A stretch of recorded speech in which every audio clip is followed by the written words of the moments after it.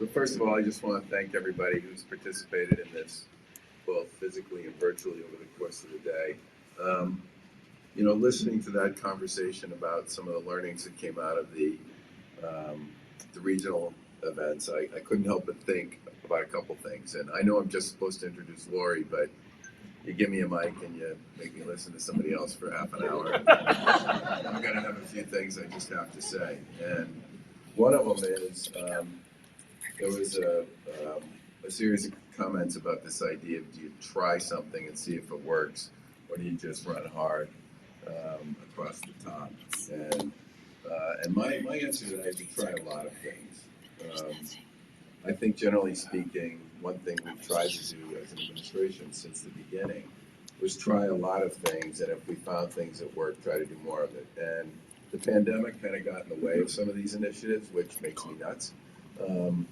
But if you think about something like early college, which we started 6 years ago maybe, which was a program that was designed to give juniors and seniors, primarily in gateway cities, an opportunity to work on college credits, either in the classrooms that they were familiar with at their high school or at the nearby college or community college, being taught by either faculty at the local community college or faculty that was certified that taught in their high schools, but were certified by the higher ed institutions they were partnering with.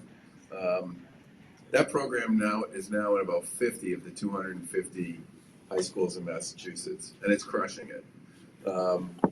Almost 80% of all the kids who participate in that program are earning significant high school. There are certain high schools located in gateway cities where you graduate from high school with an associate's degree, which means you have 2 years of college under your belt that you didn't pay a dime for, and you have colleges that you've been working with that love you, know you can do the work, and in many cases give you a free ride for the last 2 years because they know you'll finish. And we have tried very hard to take this program to the moon.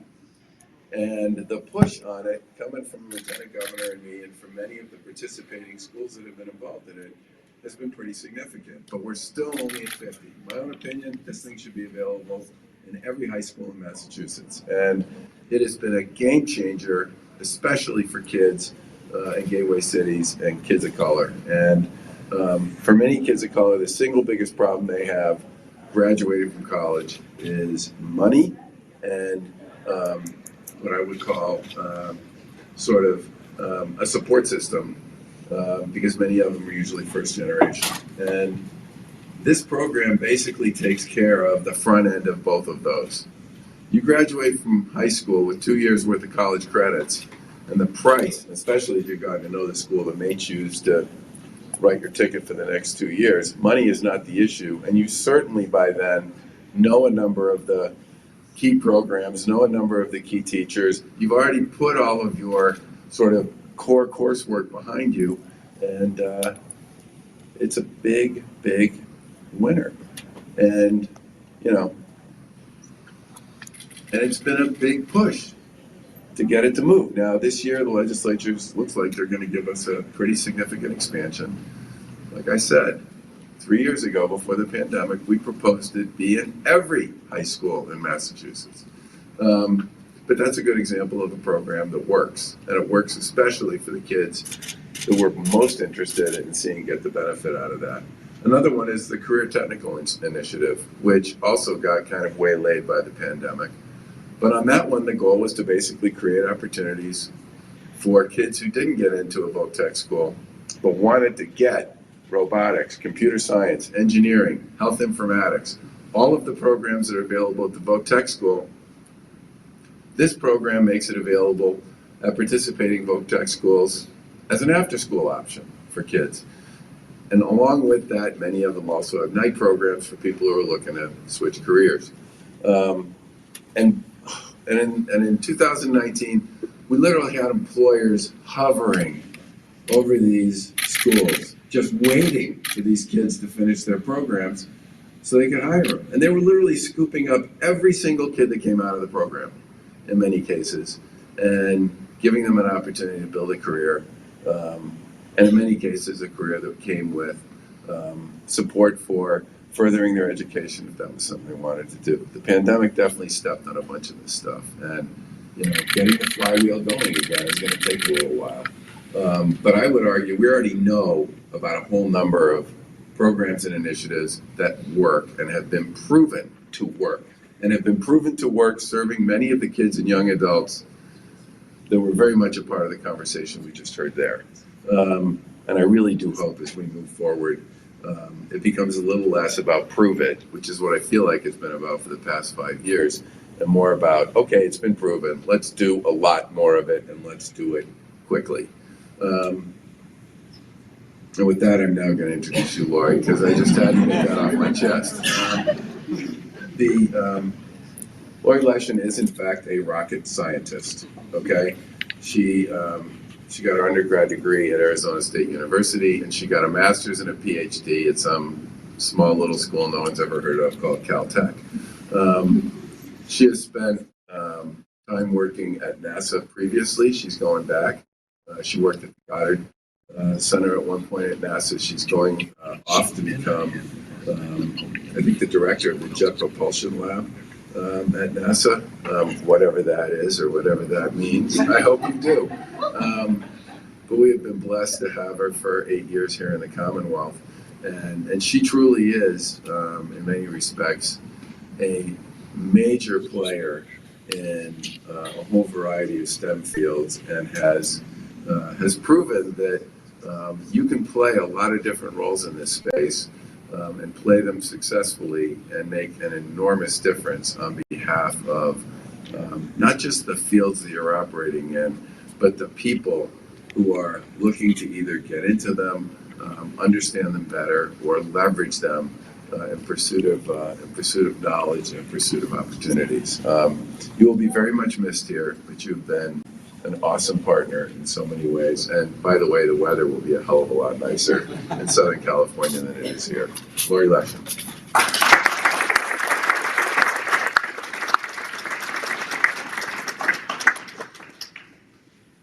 Wow. Thank you, Governor. It is an honor to have you introduce me. That's wonderful. I am a tech geek, so it means I got my notes on my iPad here. So, of course, yes, get the tech working. It's great to be here. So, are we broadcasting to the other places? Okay, hi, streaming people. Nice to see you all. I'm thrilled to hear about the distributed and hybrid, and we're really taking advantage of the tech. It's much greener too, not to have everybody driving across the state, so that's fantastic. So again, Governor Baker, thank you. Lieutenant Governor Polito, thank you for being here, and for the very kind introduction, Secretary Pizer as well. Thanks. It's great to see you all in person.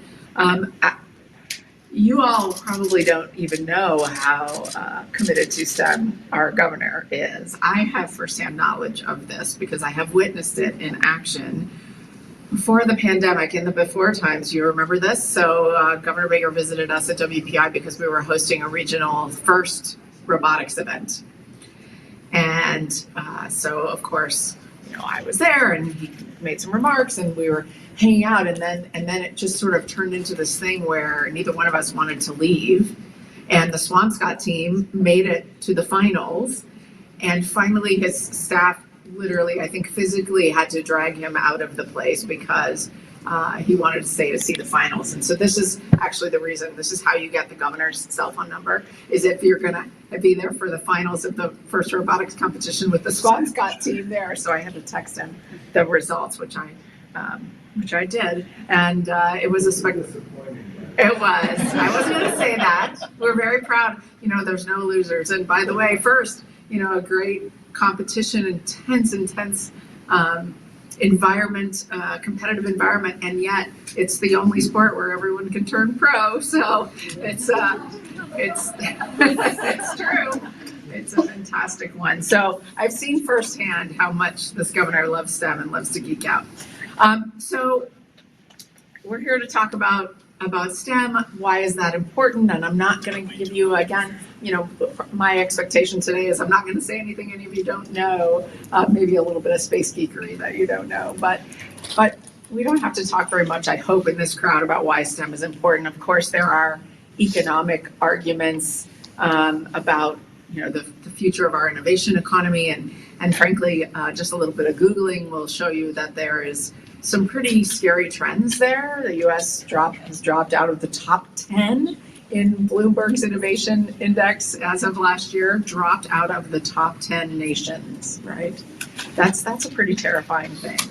And one of the things they point to there is the need to continue to invest in and build pipelines into STEM education, because the students we're educating are directly driving the future innovation economy. But that's not all, right? It's not only about creating the next scientists and engineers. And of course, I'm a scientist, I work with all engineers, I love the geeks, they're my favorite, but the skills that students learn when they engage with STEM, creativity, problem solving, teamwork, these are things that serve every learner well. So it's important for so many reasons, from the future of our country and its standing in the world, all the way down to impacting the lives of individual young people. So it's something that we should all focus on.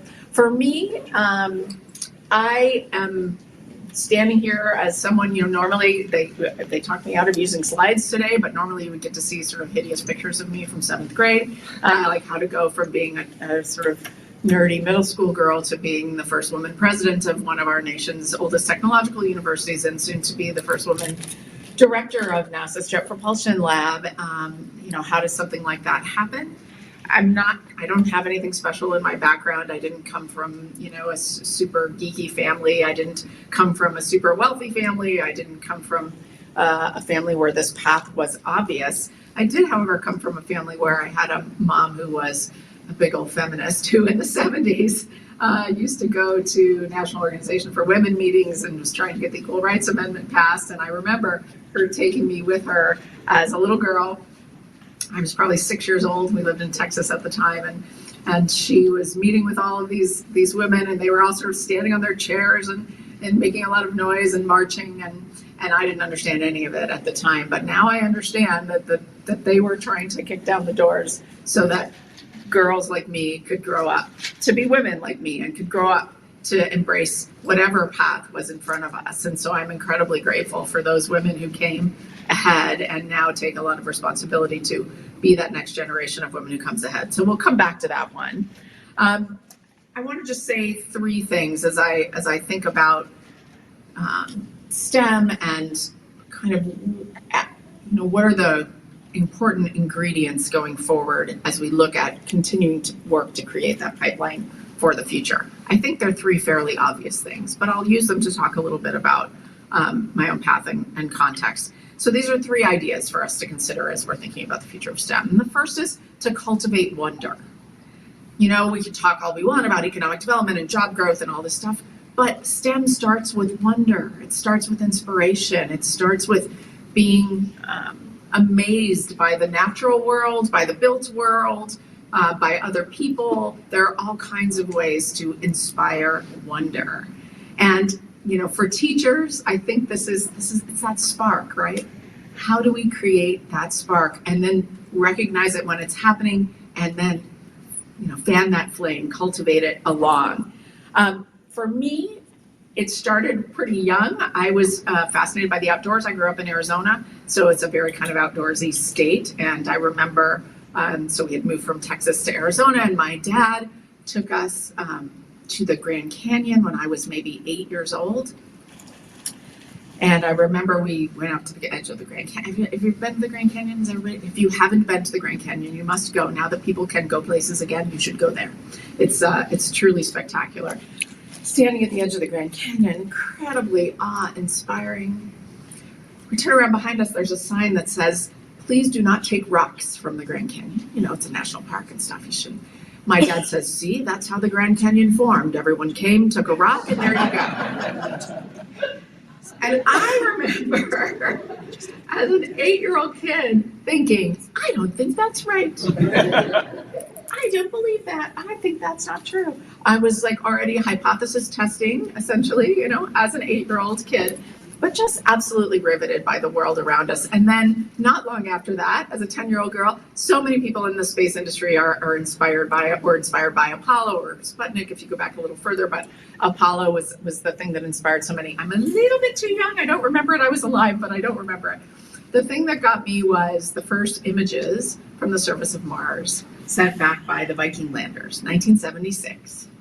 And just seeing that Martian landscape, those red rocks, there was something about it that spoke to me, and probably because I grew up in Arizona, it kind of looked like home. Mars sort of does to us Arizonans.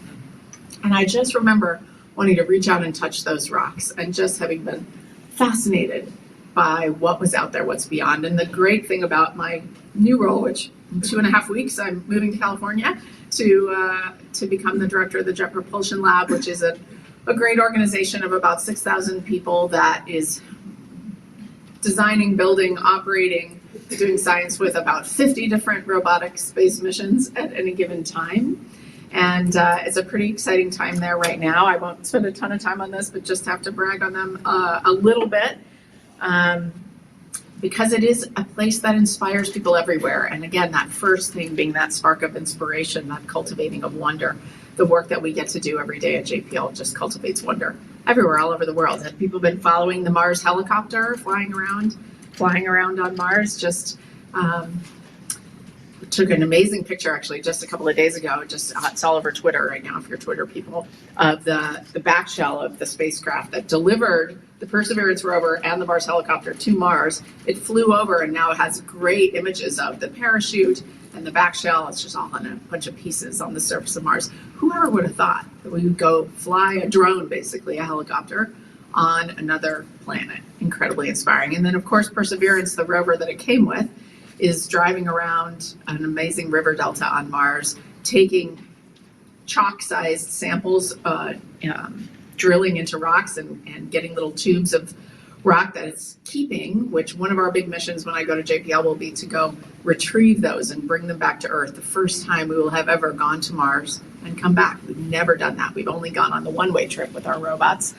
We want to send a robot, grab those samples, and bring them back to Earth. So be watching for that one. The other big mission that's happened recently is the James Webb Space Telescope. Do people follow that one? Launched on Christmas Day. Oh, I worked on that when I was at NASA 10 years ago, and to finally get to see this extraordinary, one of the most complex missions we've ever flown, probably the most complex robotic mission we've ever flown.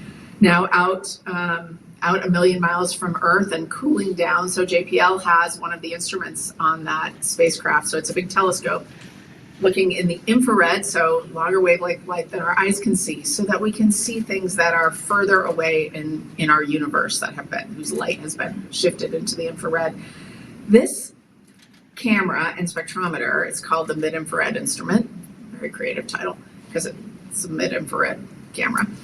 MURI has to operate at 7 degrees above absolute zero, 7 Kelvin. So it has just achieved that temperature over the last couple of weeks. And so just stay tuned in the next, what month is it? Yeah. So I would say in the June timeframe, you're going to start to see just incredible images from the James Webb Space Telescope. And then looking forward, we've got a mission to a metal asteroid launching in August, and one to Jupiter's moon Europa, which we think is an icy shell with an ocean underneath.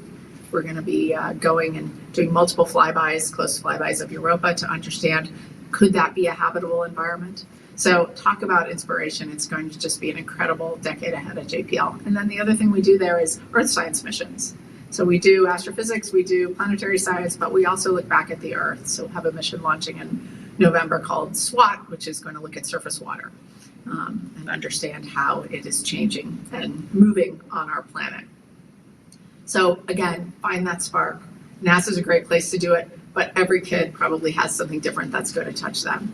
The key is to find it and then build on it. So that's the one thing, cultivate wonder. The second thing is learn by doing. And this is a big passion of mine, which you talked about a lot today, about hands-on activities for students and work experience for students. All of those things are learning by doing, right? That's about real world problems, not homework problems. There's no answer for the back of the book for most of those things that we're asking kids to do that are project-based. WPI, this is the thing that really drew me to WPI 8 years ago, was to come and be a part of a place that has really pioneered project-based learning in STEM. 50 years ago, our faculty brilliantly threw out our entire curriculum and replaced it with a curriculum that had at its center projects for the students. And in fact, I won't tell you the whole story, but it actually only had a couple of major projects that the students had to do. The interesting thing is 50 years later, once we saw what incredible learning happened in those project-based experiences, that has now infected all the rest of the curriculum in a good way. And so more than 70% of the courses at WPI are fully project-based now, because we know that students learn better when they do it themselves, when they're figuring it out and solving the problems themselves. So I just told one quick story about it. So we had a student who, we have a little contest for the best student projects, and at the reception at the end of it, a mom came up to me, she was crying. And she said, I never ever would have predicted that my son would have been up there on one of those teams. He was one of those kids that in high school, he stayed in his room, he programmed the computer, he played computer games. His project was he worked on an app to reduce the stigma for people suffering from homelessness and drug addiction in Worcester. And the kid went with his team to, group activities with addicts, with homeless people, and work on how can we make their lives a little bit better.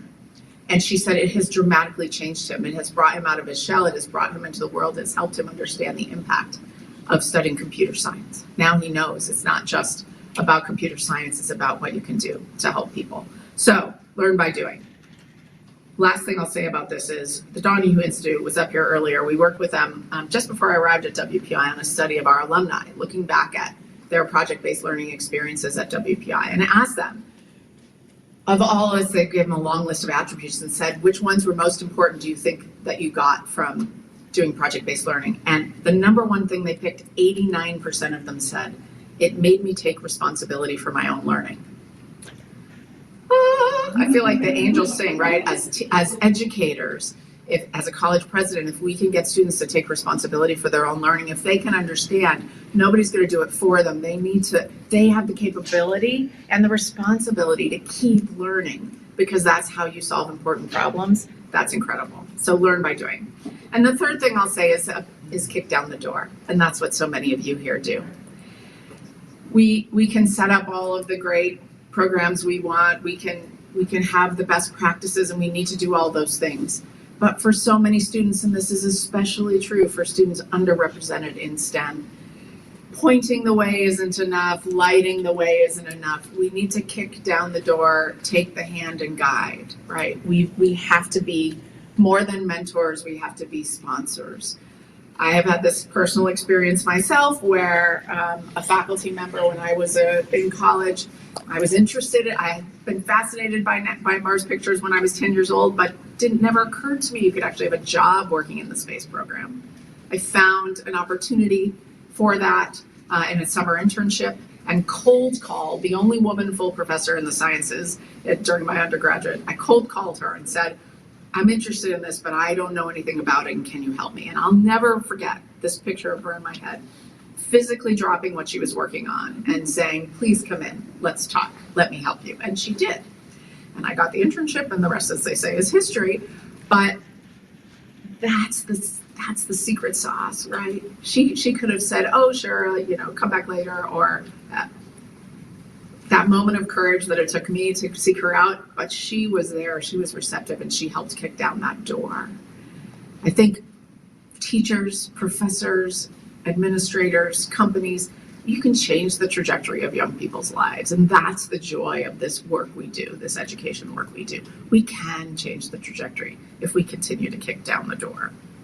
So if we cultivate wonder and learn by doing and kick down doors, there is really no limit to what our young people can do. And so I'm so grateful for all of the work of everyone in this room, everyone who's watching, all of the programs we put into place to try to make this possible. And it's not been easy these past couple of years. As the governor has said, there's a lot of restarting that needs to happen, but I know with this commitment, we will do it. And I will tell you the kind of things that can happen if you do it. Last night, Jessica Watkins arrived at the space station. She's the first Black woman who's going to have an extended stay in space. She's going to be on the space station for 6 months. She's a scientist, formerly of JPL, actually. And she talks about following in people's footsteps. She talks about people who kicked down doors for her and the experiences that she was able to have that have now allowed her to be the person that's going to light the way for who comes next. And these things are happening, these changes are happening every single day because of the work that all of you do. So I've enjoyed being able to talk to you for a few minutes about some ideas about the future of STEM. And again, so appreciative for the chance to be here in my last couple of weeks in Massachusetts. So thank you very much.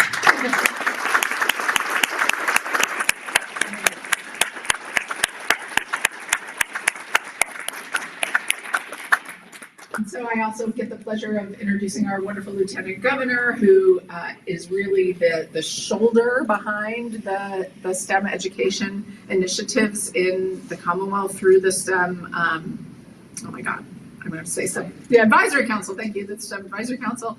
And so many of the things the governor spoke about, we considered and worked on and pushed through as a result of the work on the Advisory Council. And our focus on things that we know would work, that we knew worked, and scaling them up has truly been extraordinary. So please warmly welcome our Lieutenant Governor, Sharon Poole.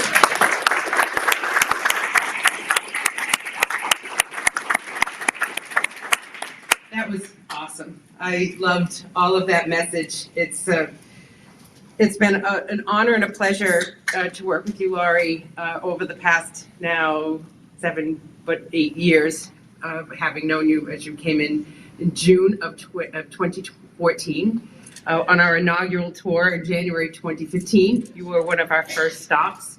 You have been an incredible STEM leader here in this Commonwealth, a great advisor to me and to Jeffrey Leiden, Congressman Kennedy, and Congressman Auchincloss as my co-chairs of the Advisory Council, and for doing so much as the first woman president at WPI, and never forgetting your focus also on the Math and Science Academy that is also a part of the institution there.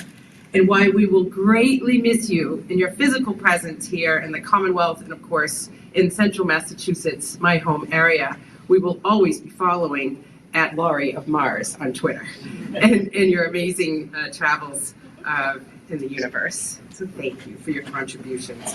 This has been an amazing day. I just want to acknowledge the incredible team. This has been a STEM accomplishment, just coordinating a hybrid in-person STEM event and a STEM summit.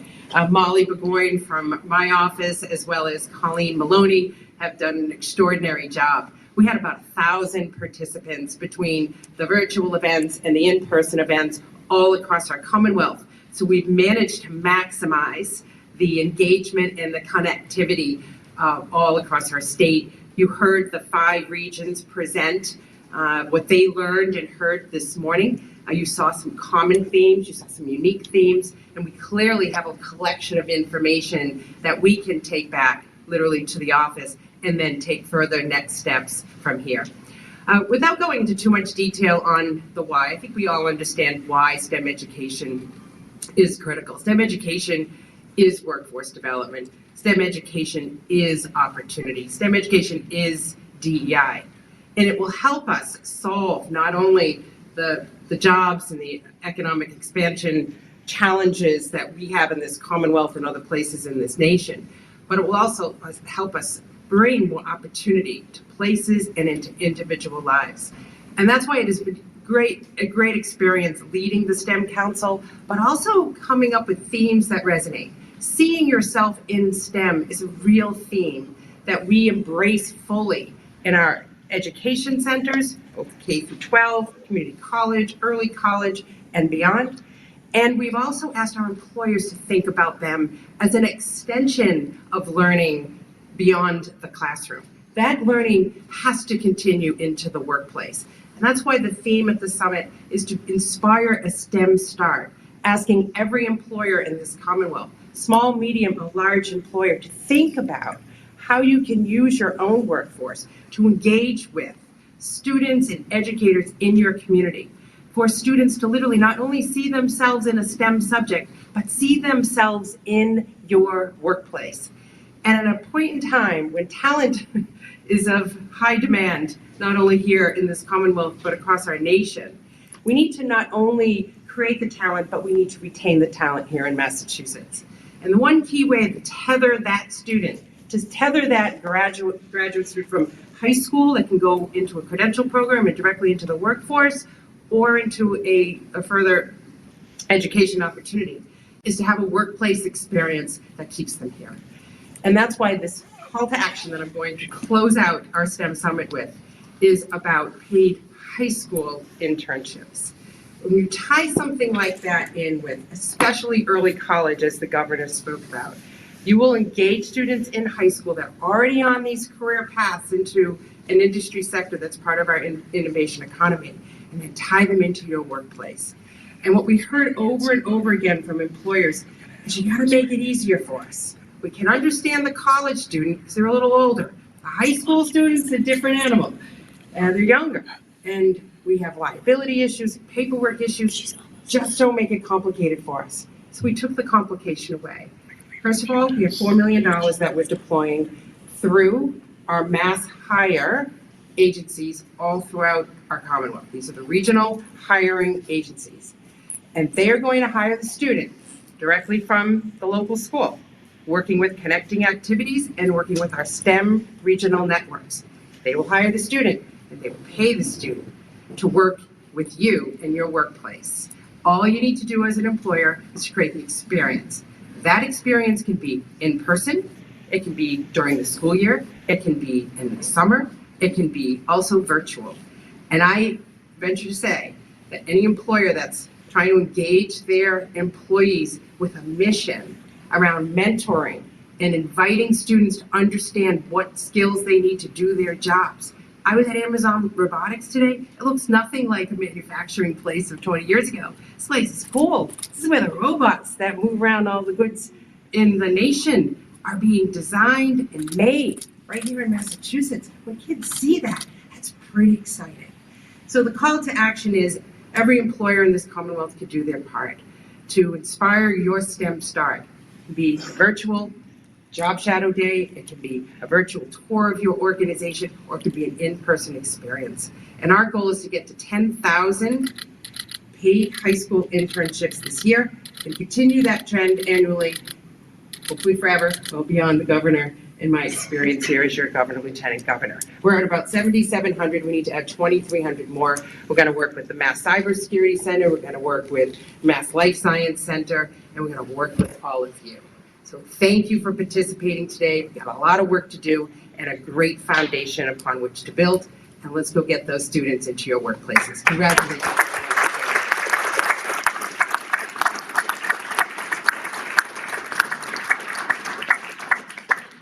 For attending today. On your